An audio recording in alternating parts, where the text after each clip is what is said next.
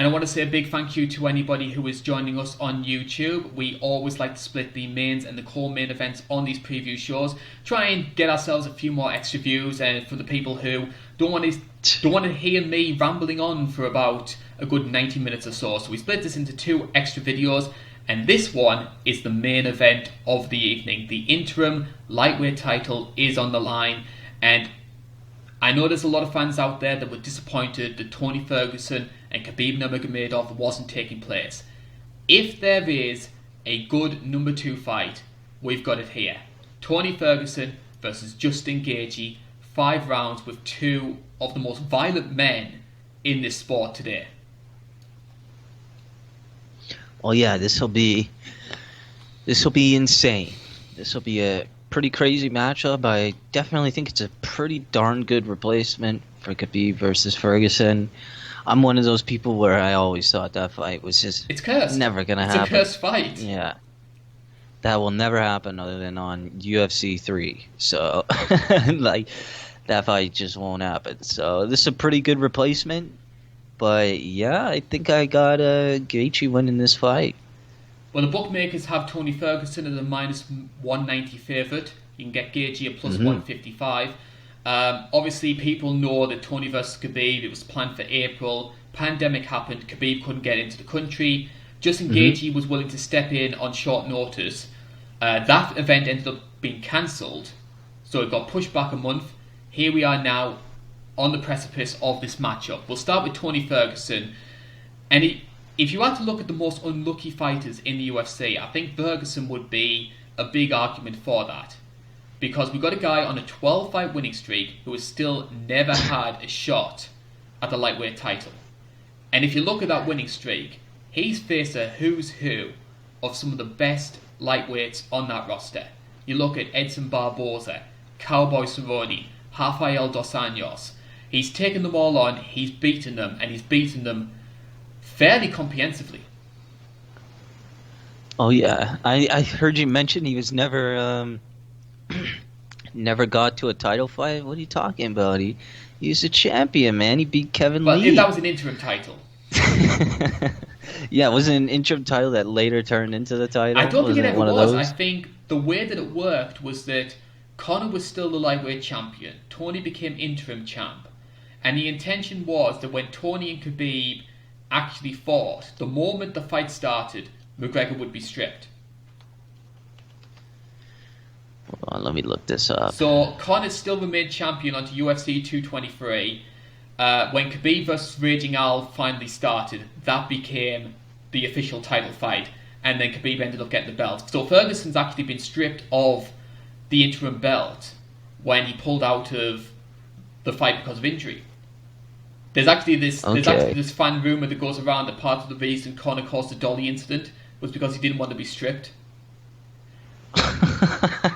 It's a big conspiracy theory. The internet's a fun place. Trust me, I have heard every single kind of rumour about every fighter going. On a more serious note though, we need to talk about Tony Ferguson.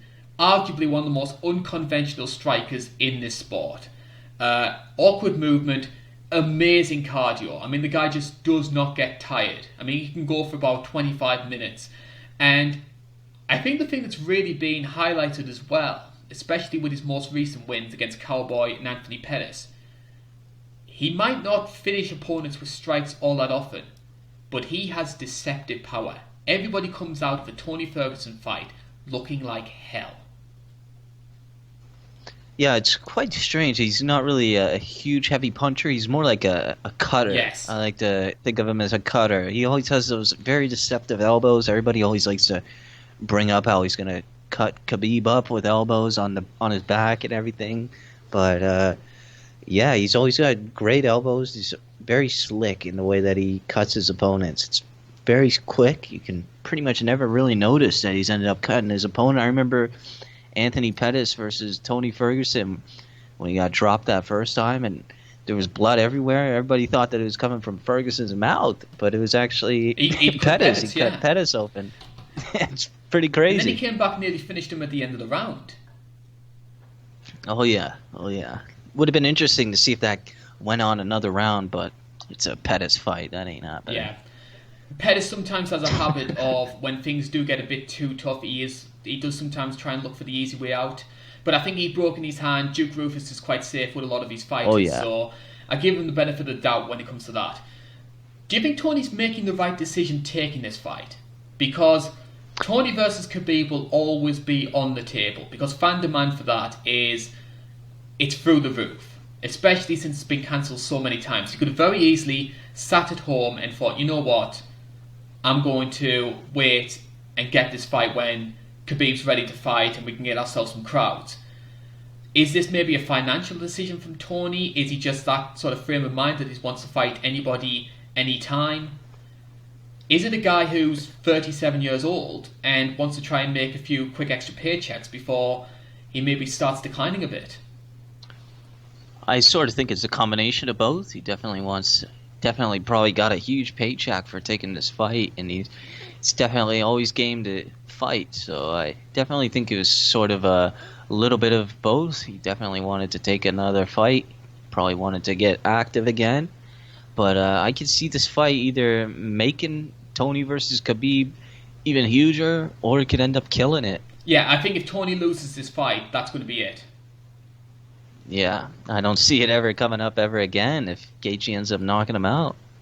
When we look at like Tony Ferguson's sort of fortes, obviously fantastic grappler. The Darce choke is probably the best in the sport. Like OSP has the Von Flue choke. The Darce is Tony Ferguson's bread and butter. So if this fight does go to the ground, I think Ferguson's going to have an easy win. I mean, Justin Gaethje is a good grappler, but there is a big gulf. In terms of the weaknesses when it comes to Tony Ferguson, though, he is a slow starter. He does sometimes need to take a few shots to really sort of realise, hey, I'm in a fight, I need to get things going. I mean, Cowboy, who's also a notoriously slow starter, you could argue Cowboy won round one.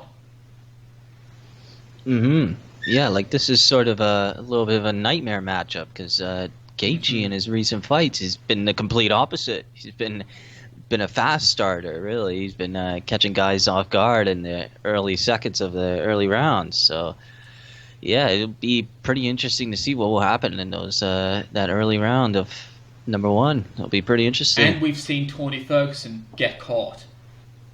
Yeah. Anthony Pettis, you mentioned there. Lando Venata nearly finished him. Yeah, that's really brutal if you watch that fight. That's not a good showcase for Tony Ferguson if you watch that fight. A lot of people think he's sloppy if you end up showing him that fight first right off the bat. Now we talk about the guy who will be hoping to try and spoil the Tony versus Khabib party, and that's Justin Gaethje, a 21-2 record, former WSOF champion, always known as being one of the most popular and one of the most aggressive fighters in the sport. Pretty much, I believe every fight he's had in the UFC has had some kind of performance bonus, whether that's a knockout of the night or a fight of the night, performance of the night. This guy always delivers. Oh yeah, basically if you watch his WSOF fights, that's like a casual's wet dream right there. Like a guy that just throws down, not worrying about anything. That's right up a casual's audience right there. That's perfect. But his recent fights, he's turned a completely new leaf.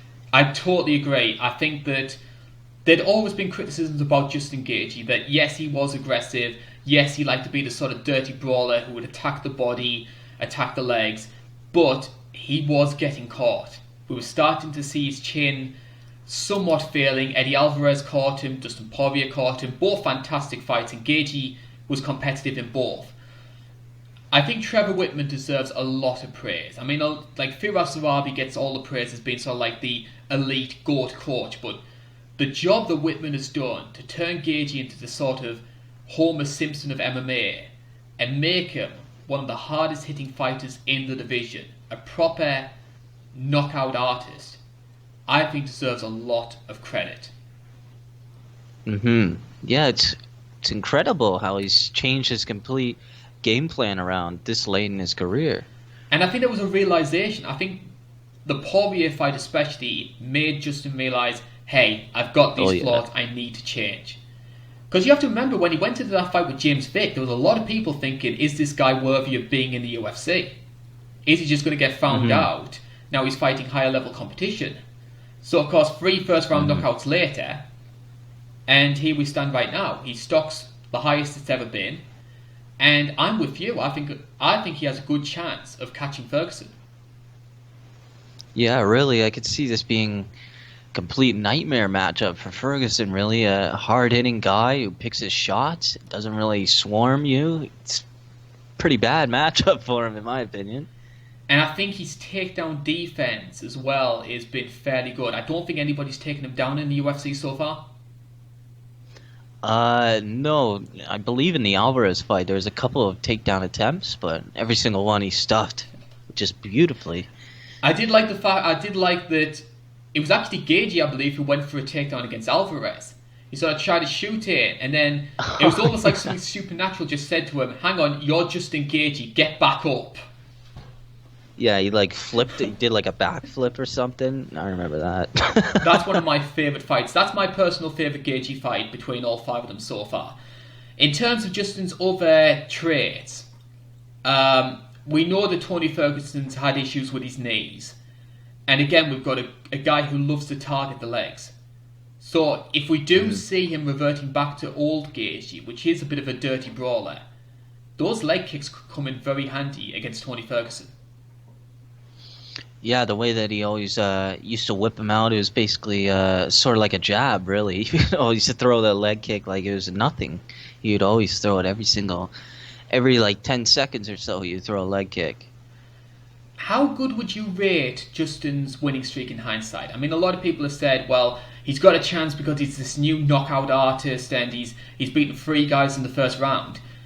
Those 3 guys, though, are Cowboy Cerrone, who was maybe on the downturn of his career, Edson Barboza, very similar situation, he's been on a bad run of form, and James Vick, who, yes, he was on a good run of form at the time, but has suffered 2 more knockouts and is largely seen as this sort of, dare I say, joke figure in the UFC, but somewhat unfairly. Yeah, I think at the time, these wins definitely were justified. If you look at them now, though, aged well. They haven't aged the best. What would you say is Justin's biggest weakness? What's Tony going to try and exploit?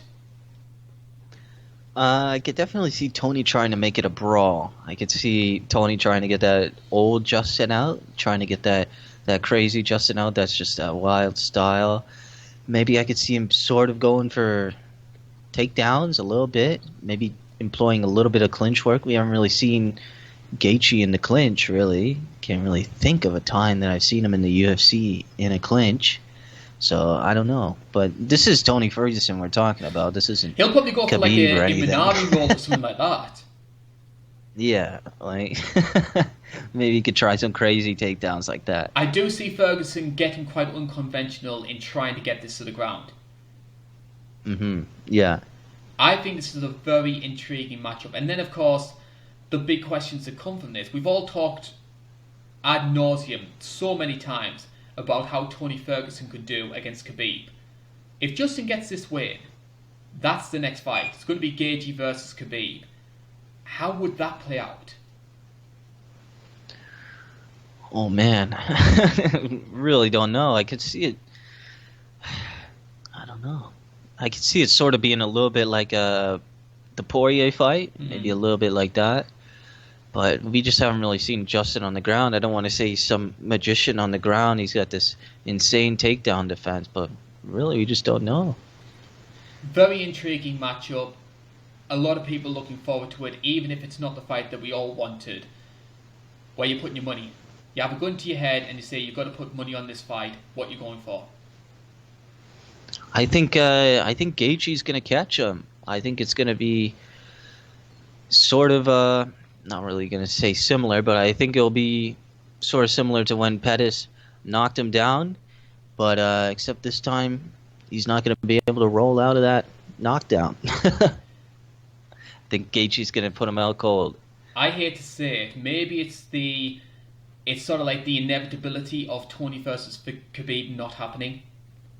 I think Gaethje's going to end that dream fight once and for all. I think he's going to catch Tony Ferguson early. If he doesn't, though, the longer this fight goes on, the more I say Tony Ferguson wins this fight.